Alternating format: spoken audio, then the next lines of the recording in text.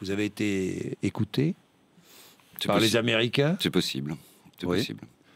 Oui. Vous le saviez? Vous vous doutiez?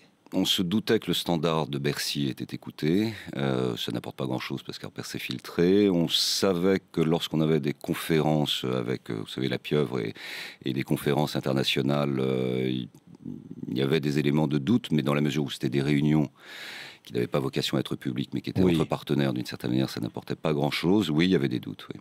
Il y avait des doutes. Il y a Vous même faisiez eu- attention? On a même eu une attaque informatique qui avait été publique à l'époque. Il me semble qu'on en avait parlé lorsque j'étais ministre du Budget et on avait musclé, renforcé un peu la sécurité.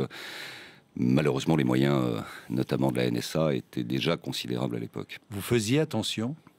Je faisais attention, on a un téléphone crypté quand on est en responsabilité, on utilisait le téléphone crypté en espérant que celui-ci l'était vraiment pour des conversations un peu plus sérieuses ou un peu plus tendues avant des négociations.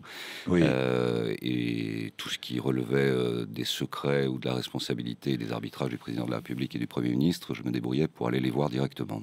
Est-ce que vous êtes étonné? On est toujours surpris parce que c'est évidemment très choquant Oui. et en même temps c'est pas les petits chanteurs à la croix de bois, Oui. la concurrence internationale et les relations internationales. Donc que l'espionnage et le contre-espionnage existent, c'est une chose. Que le Patriot Act, au lendemain des attentats du 11 septembre aux États-Unis, ait permis en un mois à l'administration américaine Bush d'avoir les pleins pouvoirs sur la surveillance complète de la totalité de la société américaine, bien sûr, mais également mondiale.